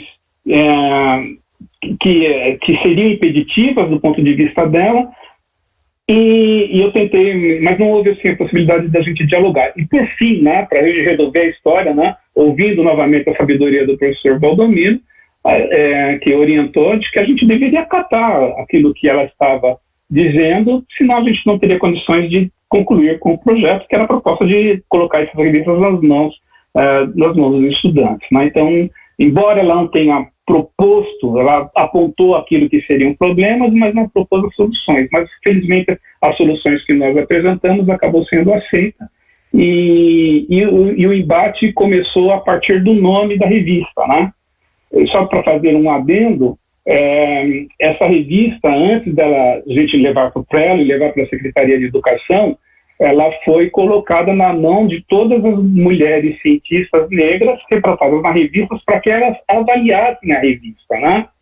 E também eu tinha contato com o antropólogo da USP, agora aposentado, que é o professor Kabengele Munanga, né? E ele também fez a avaliação da revista, e eu coloquei também essa revista na mão de uma militante, que é a Alexandre Loras. A Alexandre Loras, ela não é brasileira, é uma francesa, mas ela era uma consuleza, né? Que depois acabou ela e o esposo, né?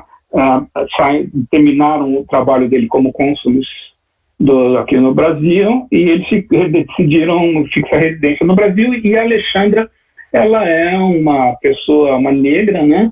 E ela é uma militante, então o questionamento foi a revista, ela chamava-se Cientista Negra, e isso suscitou uma problemática, né? Na Secretaria de Educação por conta desse nome, né? E aí existem debates, né, sobre o termo para ser usado, se o melhor termo é o termo negro, se é o termo preto, né? Então, por fim, assim, eu tenho entendido, né, pelo que eu estudei, de que negro se refere à raça e preto à cor, e que as palavras podem ser utilizadas indistintamente, né? E a gente tinha colocado esse título de A Cientista Negra porque naquela época tinha sido lançado o filme, né, A Pantera Negra. Então a gente só achou que era uma boa chamada, mas, e inclusive a única observação com relação ao título foi por parte da Secretaria de Educação, mas por fim a gente acabou mudando. Mas eu gostaria que vocês percebessem uma coisa também aqui na capa, para vocês verem assim, os detalhes, né, do questionamento que foi apresentado. Olhem a capa dessa revista Cientista Negra e a capa aqui das Meninas e Mulheres na Ciência, tá? Houve um questionamento por parte do tamanho dos seios da menina, né? Então, hoje a revista acabou saindo com esse formato aqui, porque houve esse questionamento de que a gente estava sexualizando a mulher negra por conta, né, do tamanho dos seios da adolescente na revista, né? E teve outros, né, outros questionamentos. Se a gente clicar aqui, vou parar aqui rapidamente essa apresentação para poder... Acho que não vou apresentar detalhes não, tá bem, pessoal? Eu vou prosseguir aqui, só vou falar para vocês, e sem que mostrar que se a gente clicasse aqui, daria para ver alguns outros questionamentos que foram feitos, mas eu vou falar rapidamente para vocês, né? A revista, ela apresenta as meninas vindo e encontrando com o menino lá no metrô do Capão Redondo, e eles falam, onde que vocês estavam, né? E aí elas estavam com sacola, elas falaram assim, a gente estava em Santa Amaro fazendo compras. E isso ela achou que deveria também ser mudado, porque mostrava, né, as mulheres como consumistas, né? Aí uma outra informação que a gente colocou lá na frente, os meninos estão na casa da Cibele, essa menina, e a mãe vem com um prato de bolo para oferecer para os meninos, né? Um lanche. Se vocês se lembram, quando vocês faziam, né, a gente fazia trabalho escolar, a gente ia na casa do nosso colega para fazer o trabalho escolar, mas a gente gostava muito do lanche que a gente comia, né, na casa do outro, né? E a mãe oferece um bolo, e ela questionou aquilo que a figura da mãe segurando um bolo representava a mulher negra como sendo servidora, como sendo uma doméstica, embora ela estivesse retratada ali como sendo uma professora, né? Então, isso paralisou também a nossa revista por um tempo, né? Até que a gente conseguisse resolver os problemas, né? A menina branca, ela é confusa, ela não sabe bem o que ela quer ser, e foi cortado ali. Por exemplo, ela tinha o sonho de ser Miss, né? De ser modelo, né? E a crítica é de que aquilo era apresentar, né, de uma forma... não seria interessante apresentar a mulher dessa forma, né? Então a gente teve que uns embates, na verdade não foi embates, porque a gente não chegou a discutir, eu queria até conversar com essa pessoa, mas a gente não foi aberto ao diálogo, mas seguindo, né, essa sábia orientação do professor Valdomiro, a gente acabou acatando, e o nome, então, da revista foi mudada, né, de A Cientista Negra. Falei para ela, então, qual é o título que você quer que a revista tenha? E ela deu esse título de Meninas e Mulheres na Ciência. Bom, eu vou mostrar, então, agora aqui para vocês a outra revista, também rapidamente, que é a revista Entrevistas Além do Tempo. Essa revista, Entrevistas Além do Tempo, por conta do embate que a gente teve, então, com a primeira revista, a gente colocou já no orçamento a assessoria, né, de um representante negro, né? Foi bem interessante a gente deveria ter feito isso naquela primeira revista, mas é só com a experiência, né, que a gente acaba tendo, que a gente acaba reconhecendo as necessidades. E essa revista, então, a gente teve assessoria de um professor da rede pública, um pesquisador, professor de história, que ele tem mestrado, e a pesquisa dele é na área, então, dessas questões raciais, e ele tem, inclusive, a publicação de um livro falando sobre a importância de personagens africanos, tanto para a história do mundo e da ciência, né? E a gente até coloca isso na revista. Então, ele deu uma assessoria e a gente não teve, então, né, nenhum problema depois com essa revista em particular, né? E essa revista, ela relata a experiência, são 3 meninos adolescentes, e eles usam um jaleco aqui, porque como o material seria doado para a Secretaria Municipal de Educação, a Secretaria Municipal de Educação, pelo Núcleo de Docomunicação, ele já tem, desde 2015, um programa chamado Imprensa Jovem, que é muito interessante.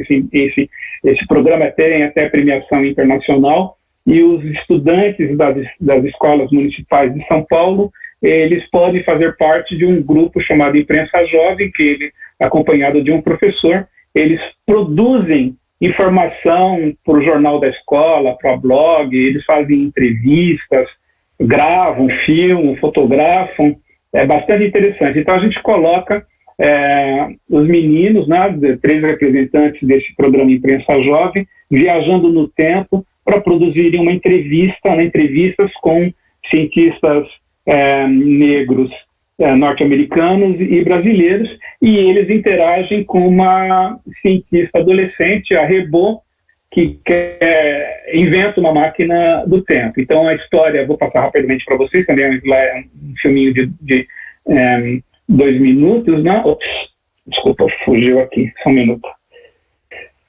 Deixa eu voltar aqui. Então, é uma revista que relata, então, os meninos participando de uma reunião da escola, e eles têm, então, de novo, desculpa, pera. Eu clico aqui, para pausar, ele acaba saindo. Pronto. Então, eles vão numa reunião na escola, e nessa reunião da escola eles saem com a tarefa de terem que produzir entrevistas sobre personagens, né, sobre cientistas norte-americanos e brasileiros, e aí eles ficam sem saber como que eles vão fazer isso, né? Eles têm essa tarefa para fazer, mas não sabem como vai resolver, e o Miguel, que é esse garoto negro, ele vai dormir e ele fica pensando como que eles poderiam resolver essa situação. E aí a gente entra com a história em quadrinho, com aquela parte, né, do imaginário, do lúdico, né, do surreal, né, ou do irreal, né? Então ele tem aqui um sonho, e aí ele acorda e ele vai na casa dessa menina, que é uma cientista, chamada, o nome dela é Rebô, que é uma homenagem. Vocês veem aqui um quadro do lado direito aí, que é um quadro meio apagado aí, mas é dos irmãos Rebouças, né? Então o pai dela gostava muito dos irmãos Rebouças e dá o apelido dela de Rebô em homenagem aos Rebouças, e ela é uma cientista mirim. E aí quando o Guilherme chega na casa dela e ela vai mostrar essa máquina do tempo, ele fala, mas isso parece mais um guarda-roupa, né? Ela fala, falta patrocínio, né? Então eu fiz aqui umas adaptações, né? E aí então a história continua dela falando que ela pode colocá-los nessa máquina do tempo e levá-los para o passado, né? E aí eles consultam aqui aquele livro do especialista, do pesquisador negro, e aí ele chama os colegas e fala, olha, a gente vai fazer uma viagem no tempo, nós vamos entrevistar então os cientistas norte-americanos e vamos lá, né? Então eles entram nessa máquina do tempo inventada pela Ribot e é bem bacana essa parte da história, eles vão para o passado. Na verdade, a gente faz também uma outra brincadeira aqui, né? Eles vão, na verdade, para a NASA no tempo presente e aí eles se encontram com aquelas 3 matemáticas da NASA. Então, naquela época, um pouco antes, também tinha saído aquele filme, né?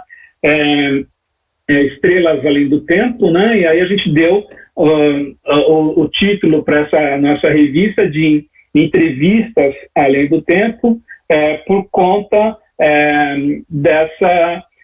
desse material que foi produzido, né? Esse filme que foi produzido com as três matemáticas que ficaram conhecidas como as 3 matemáticas da NASA. Então, na brincadeira, a Ribot traz as 3 pesquisadoras, as 3 matemáticas do passado para o momento presente, e eles se entrevistam, cada uma delas conta um pouquinho da sua história, né? E a gente fala também ali do filme, então incentivando também os estudantes a conhecerem a história delas pelos filmes.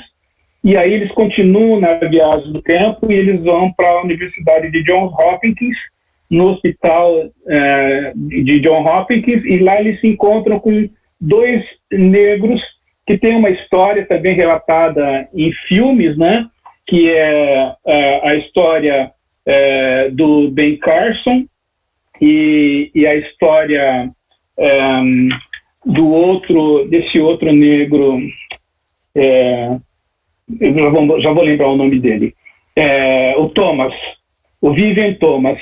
Então, eles conhecem a história desses dois homens, e são histórias que também foram filmadas, né? A história do Thomas é uma história foi retratada naquele filme Quase Deuses, e é a história dele que ele quer ser médico, tem a quebra da 2029, ele perde todo o dinheiro dele do banco e ele vai trabalhar com um professor em Johns Hopkins que lhe ajuda a criar um equipamento para salvar a vida de uma criança recém-nascida, para fazer a primeira cirurgia do coração, mas quem ganha os méritos pela cirurgia é o pesquisador branco e não ele, e só no futuro ele vem a ser reconhecido e ganha o título, né, de honoris causa, ainda em vida, felizmente, mas na época não houve o reconhecimento. E o Ben Carson é um cientista, né, que faz a primeira cirurgia de separação de crianças siamesas, né, que nasceram ligadas pelo cérebro. E os 2 estão retratados em filmes, né? O do Thomas em filme Quase Deuses e do Carson em Mãos Talentosas, e também tem um livro sobre a história dele. Aí toda hora acaba, desculpa, tá, gente? Eu mexo aqui e ela acaba saindo da apresentação. E, bom, aí eles viajam no tempo, né? Um pouco mais, e eles vão até o planetário de Nova York, e aí eles conversam com o Tyson, que é um astrofísico, que conta para eles histórias também de alguns cientistas negros norte-americanos, e além da própria história dele, porque ele é um astrofísico e é também um divulgador da ciência, e conta a história de alguns outros personagens, né, cientistas, homens e mulheres negros norte-americanos, lembrando que essa revista foi financiada pelo consulado americano, né? E aí eles falam, olha, a gente tem que voltar para o Brasil, mas a gente nem sabe quem que a gente vai entrevistar no Brasil. E aí a gente coloca um pouquinho de como que funciona a ciência, né? O Tyson, ele fala, olha, então eu ensino para os meus alunos, né, que não dá para se pesquisar sobre tudo, a gente não tem pernas para pesquisar tudo, então a gente tem que fazer um recorte. Então a ciência se faz dessa forma, né? Você faz um recorte e pesquisa um tema específico. Então eu recomendo vocês a pesquisarem astrofísicos negros brasileiros. E aí a gente coloca, então, para finalizar a história, esses 5 jovens negros brasileiros que trabalham com a astrofísica.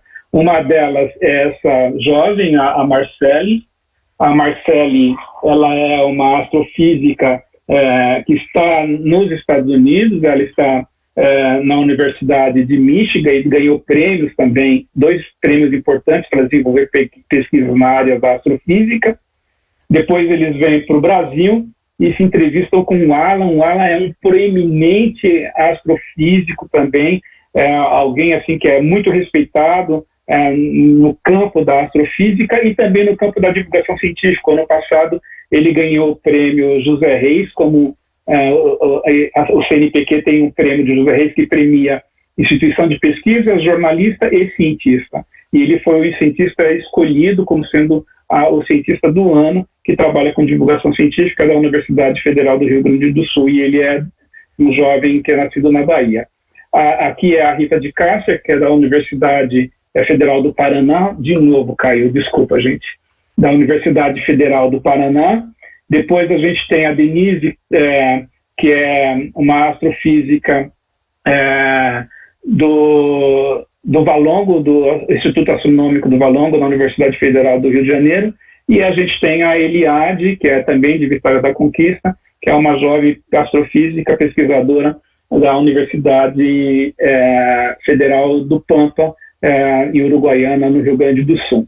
Bom, então essa revista ela tem 56 páginas, e assim a gente tem, então, as 2 revistas que foram produzidas. E indo já para a finalização, então, do trabalho, ele teve também uma parte acadêmica, que a gente fez, então,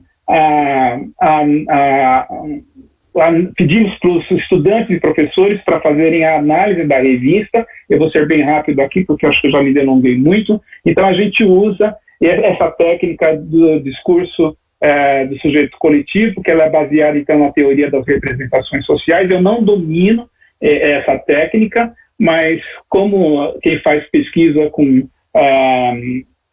pesquisa científica e usa, né, também as análises, né, de esqueci agora, um técnico que faz aquelas análises das fórmulas, me fugiu agora o nome aí.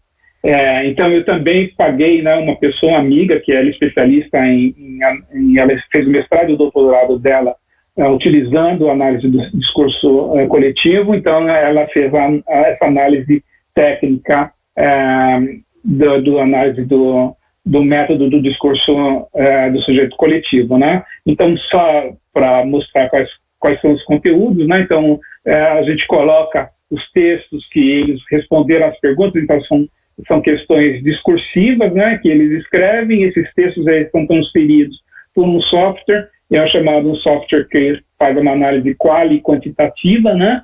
Então, a gente tem um X número de discursos e depois, com palavras-chave, expressões-chave, ideias centrais, ideias de ancoragem, se consegue, né, transformar aqueles discursos todos num único discurso, né? Então, a gente teve, colocando aqui como os objetivos, né, que era para fazer o geral de analisar a revista, e a gente teve que colocar 3 objetivos específicos simples, não muito sofisticados, porque ia ser feito virtualmente, a gente não teria condições de fazer a interação, mas a pesquisa ela procurou saber como que os estudantes e professores avaliavam a revista enquanto revista de histórias em quadrinhos, e sobre as questões mais de fundo, né, que era a questão de tratar sobre histórias de cientistas negros e como que isso se aplicaria como uma contribuição para os alunos da escola do ensino fundamental. Então, na sequência que eu apresento para vocês, então, nós tivemos 32 professores e 20 alunos, meninas e mulheres da ciência, que fizeram análise da revista. As entrevistas além do tempo, ela foi analisada por 37 alunos e por 20 professores. E aqui eu apresento para vocês, vou passar rapidamente nisso, que são as análises, né?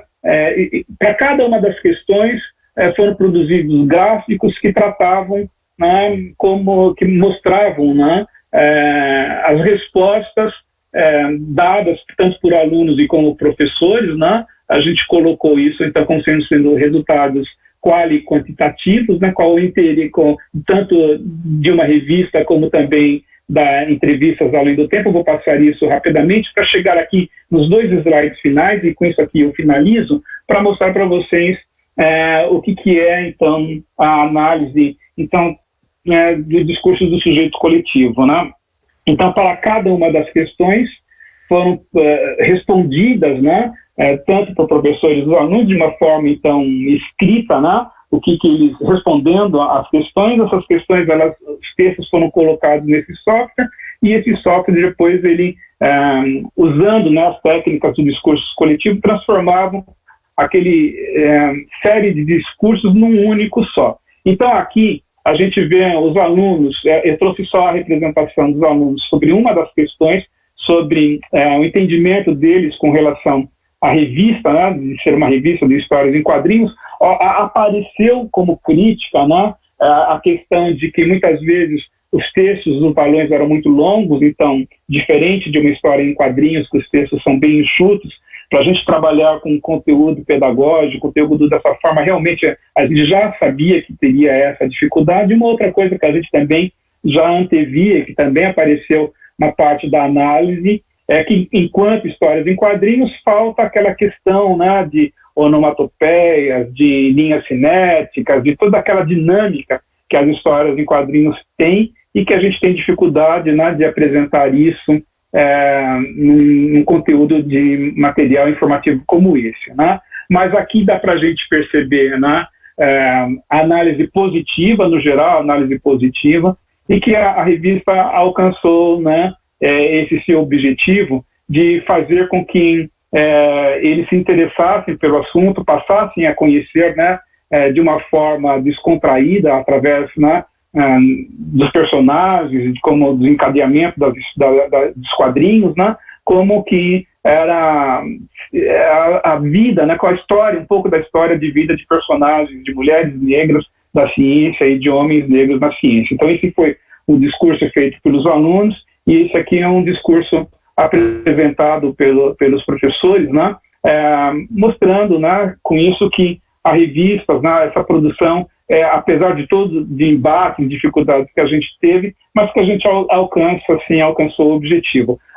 Eu acho que tem um ponto de deficiência aqui, por conta, né, de que a gente fez isso num período de pandemia. A gente não pôde fazer uma interação pessoal, nem com os professores, nem com os alunos, e talvez nós, com essa interação, a gente poderia ter feito de uma forma um pouco mais diferenciada, né, esse trabalho. Aqui tem o site, se clicasse aqui, poderia aparecer lá o site. São projetos que eu tenho desenvolvido utilizando as histórias em quadrinhos para a divulgação da ciência. Então, nesse site é possível acessar não só essas 2 revistas, como aquela revista que eu falei sobre a história da água, da Indiazinha Pataxó, e os trabalhos também que foram desenvolvidos com os adolescentes, a Juvenil Confinada, com os pesquisadores que trabalharam a história em quadrinhos, Flora na Quarentena, que também retrata a história de uma menina, e o grupo escolheu para representar uma criança brasileira, uma menina negra, que interage com um frasco de gel, né, que ele acaba se transformando num personagem que dialoga, né, mostrando aquela loucura da pandemia com a menina, e a história também de um gatinho faz parte da história da Flora na Quarentena. E outros trabalhos que eu também tenho desenvolvido, eu vou parar aqui a apresentação também, e outros trabalhos que eu tenho desenvolvido usando as histórias em quadrinhos como um suporte para a gente trabalhar a divulgação da ciência. Desculpa, eu falei muito, né? Eu tinha possibilitado que vocês interagissem, mas vocês preferiram só ouvir. Se vocês estão acordados, eu agradeço por terem ido até aqui. Sobre isso, o Gazi, que ele é um artista, ele poderia falar melhor sobre isso, né? Mas a questão é, o desenhista tem a sua liberdade como desenhista. Então, olha, eu falei para vocês, né, que a revista, ela passou por várias mãos, né? E não foram mãos de especialista, como o professor Cabenguele, né, um antropólogo, uma autoridade, né, e pelas próprias cientistas que estavam retratadas na revista, né, mas foi uma pessoa que acabou trazendo essas questões, né. Mais alguém? Gazi? Eu acho que teria a questão que acho que é interessante desenvolver, Carlos, o aspecto da avaliação da revista pelos professores e pelos alunos. Acho que é um trabalho que você pode continuar, independentemente de ter terminado a pesquisa de pós-doutorado, porque o material está aí, né? Você pode talvez colocar algumas perguntas na página onde está a revista disponibilizada, ou buscar algumas pessoas que se manifestem e fazer uma continuidade sobre a recepção por parte dos leitores, porque às vezes eu tenho dúvida, será que os leitores veriam as mesmas coisas que a crítica viu, né? A gente passou a revista por toda a visão de especialistas, né? Ou de pessoas engajadas no movimento, mas será que essas senões que eles viram, as pessoas considerariam e enxergariam também? É uma questão que valeria a pena você aprofundar no futuro, mesmo que seja sem fora de um pós-doutorado, né? Assim, mas que você já tem material para isso, né? E o meu questionamento também era o seguinte: mesmo que a revista trouxesse questionamentos complicados, eu acho que a escola é um lugar para se debater essas questões. Então, cercear, né, que eles aparecessem, por exemplo, a gente teve que tirar da história de que uma das cientistas que foi retratada, ela foi assassinada, porque ela foi intervir, socorrer uma amiga que estava sendo agredida pelo marido, e o marido mata a cientista, e a gente colocou isso na história. E aí ela disse, não, é uma tragédia, não pode colocar isso, né? Então a gente colocou, por exemplo, também aquela antropóloga que é uma lente, né, a Lélia, né? A Lélia, ela foi casada com um espanhol e cometeu suicídio. E às vezes ela ia atender a porta, e a gente colocou isso originalmente na história, né? E falavam para ela, dá para você chamar a patroa? E ela pediu que essas coisas fossem tiradas da revista porque retratavam, né, tragédias com os negros e que não deveriam aparecer, né? Quando eu fiz a graduação e o mestrado, no começo dos anos 80, eu fiz na Universidade Metodista de São Bernardo. Havia naquela época o movimento negro da Metodista, era o MONEME. Naquele período, a palavra preto era considerado uma ofensa, tá? O correto na época era negro, mas com o tempo o que é considerado algo negativo passa a ser positivo e vice-versa. Então a leitura, ela também é feita em determinados contextos sociais e históricos. Então e eu acho, por exemplo, que a imagem da cientista sendo assassinada ou socorrer uma amiga, a mulher perguntando se a patroa estava em casa, transcende a própria personagem, porque são situações que acontecem com muitas pessoas, com muitas mulheres, com muitas pessoas negras, né? Então, como o Valdomiro disse, a leitura, ela vai ser diferente para cada pessoa. Então, os alunos vão ter uma leitura, os professores, outra, e você tem razão. A escola é esse espaço de debate. Pode usar a palavra negro, é preto o correto, né? Então, olha que interessante se isso fosse discutido pelos alunos, né?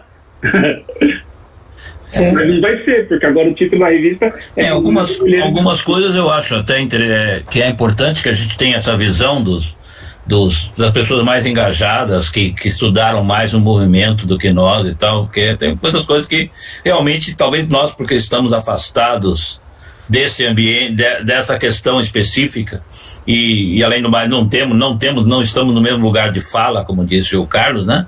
Talvez não percebamos. Acho que é importante, né? Eu lembro que essa semana passada a minha neta veio me pedir um livro que indicaram para ler na escola, Luciano, o livro da Agatha Christie não sobrou nenhum. E eu imediatamente falei, os 10 negrinhos, né?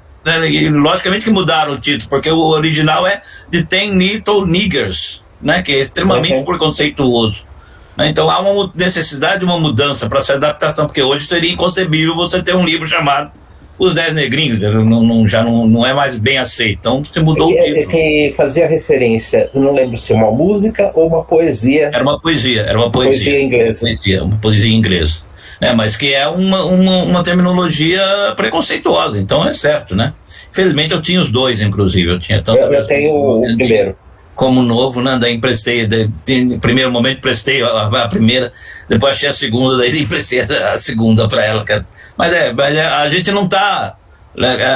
nós não vivemos esse dia a dia, né? Então acho que é importante, num caso de trabalhos como o que o Carlos fez, nós tivemos questão de fazer isso, chamar os especialistas, né? Os especialistas, as pessoas que trabalham com essa questão específica, para que eles opinassem, porque e foi muita coisa que nós não percebemos, eles perceberam. Acho que trouxeram uma contribuição muito grande para o trabalho, né?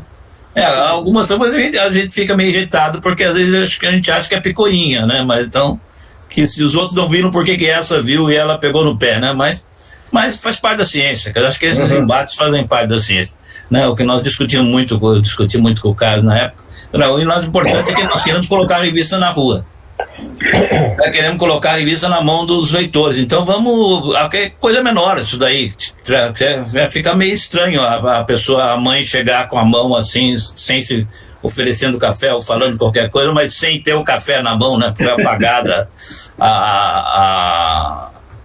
o cafezinho que ela trazia. Mas paciência, isso aí não é o de menos. O importante é ter a revista e um bom trabalho. Acho que foi um bom trabalho de pesquisa, uma boa produção. Quer dizer, a gente tem poucos trabalhos de pesquisa de quadrinhos que têm um resultado, né, que chegam do ponto da discussão de um tema à produção de um material específico que vai ser fruído por uma comunidade alvo, né? Foi para os estudantes que foi pensada, né? Então nesse caso é um trabalho que a gente pode considerar, apesar de todos eu sei que o Carlos ficou frustrado em alguns momentos, mas que é um trabalho com muito êxito. Eu acho que a gente tem que realmente considerar um grande avanço, uma grande contribuição. Eu acho que o Carlos continua trabalhando nesse sentido, mostrando como as histórias em quadrinhos podem interferir, podem ajudar no campo da educação ou no esclarecimento público. Eu já falei, talvez já tenha falado aqui várias vezes, eu lembro sempre quando participo de bancas de doutorado ou de bancas principalmente de professor titular, quando as pessoas relatam, né, a sua trajetória de vida, e parece que nunca ninguém tem fracasso, todo mundo só relata as vitórias, né? Porque eu fui isso, eu fui aquilo, eu fui não sei o que outro, eu fiz tantos projetos bem sucedidos, tá? E ninguém nunca relata que teve projeto rejeitado, que mandou artigo para a revista que não foi aceito, né? Então eu sempre falo, eu não escondo isso. A grande frustração da minha carreira, 31 anos ativo e mais uns 8 anos, 9 anos aposentado, continuando a trabalhar, foi não ter emplacado, não ter conseguido convencer as instituições de pesquisa sobre um projeto envolvendo quadrinhos, que era um projeto que eu fazia como professora da escola de enfermagem, que era tentando conscientizar as crianças que sofriam violência sexual sobre o que era violência sexual, né? E justificando, olha, porque a violência sexual acontece dentro de casa. As meninas estão muitas vezes sujeitas por pais, padrastos, irmãos, primos, né, dentro de casa, e não sabem, não tem nem quem recorrer. Uma publicação em quadrinho desse tipo poderia alertar e orientar as crianças e tudo mais. Nunca conseguimos emplacar, ficamos quase 10 anos tentando, enviando para uma instituição de pesquisa e outra, e nunca conseguimos, até que desistimos. Eu falo, foi o grande fracasso da minha carreira. Eu espero que algum dia alguém seja mais convincente do que eu e consiga convencer os institutos de pesquisa a fazer um projeto desse tipo, porque eu acho que seria importante. Eu continuo acreditando que a história de quadrinhos teria um grande papel a desempenhar nesse tipo de esclarecimento público, né? Como tem no caso dos preconceitos raciais, dos preconceitos de gênero e assim por diante. Mas a FAPESP não achou relevante esse projeto de trabalhar com os quadrinhos. Os avaliadores, sim. O diretor científico, não. Talvez tenha que mudar o diretor científico também, né? Esperar que mude, né? Felizmente as pessoas não são eternas, né? Trocou. Já saiu. Legal, acho que no fim nós ficamos com... Eu não vou nem ter a oportunidade de falar hoje, poxa. Olha, eu peço desculpas. Não, mas é que eu sou prolixo, mas eu falei que vocês podiam me interromper. Vocês não me interromperam. Não, eu achei que você estava muito interessante o seu trabalho, acho que ia ser muito proveitoso para todos. Então não quis te interromper, eu acho que você. Eu apresento na próxima reunião, que vai ser dia 1º de setembro. 1º de setembro. Então, dia 1º de setembro, eu estarei apresentando Comércio com os Escalda. 2 semanas depois. Eu tenho. Felizmente já está tudo pronto, porque eu tenho uma banca no dia 28, uma no dia 30 e outra no dia 31. Então. Mas pelo menos já está preparada a apresentação, né? Então não vai ter tanto problema. Valdomiro, eu queria só fazer uma correção. O Francisco Ibáñez tinha 87 anos. 87. Ele começou a carreira dele por volta de 1953, 54. Só que o Mortadelo e Salaminho começou a ser publicado em 1958 da editora Bruguera. Editora famosa lá da Espanha. Famosa. Então, antes do Mortadelo e Salaminho, ele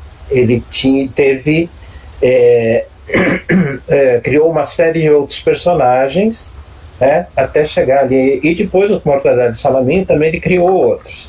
Então, e uma coisa interessante, que até o final do franquismo na Espanha, as histórias do Mortadelo e Salaminho eram avaliadas pelos censores, né? Com certeza. E provavelmente tinha que mudar várias coisas, né? Com certeza.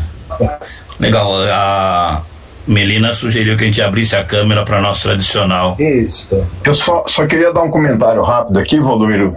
Bem rápido. Porque eu estava folheando as revistas, né? Então, enfim... É um projeto excelente.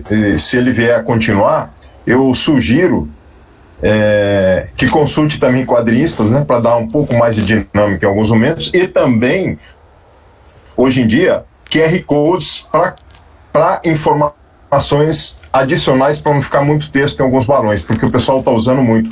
Você vai com QR Code na página e você é transportado para um adicional. E Valdomiro, o Rubem foi convidado. O Rubens. Tá ali, tô vendo o Rubens. Dele em Goiás. Não apareceu o rosto dele ainda ao vivo. Ele tá mandando esse livro comigo para te entregar. Obrigado, pra você, obrigado, tá? Você me lembra lá. Obrigado. Olá, boa noite a todos. Queria cobrar o gás, não se preocupe não. Muito obrigado pelo livro. Dá para comprar onde seu livro? Rubem, então perguntando... Por favor, faça isso, Valdomiro. O meu livro tá para vender pela editora UFMG. UFMG. Certo? Vocês podem conseguir pelo catálogo lá da editora UFMG.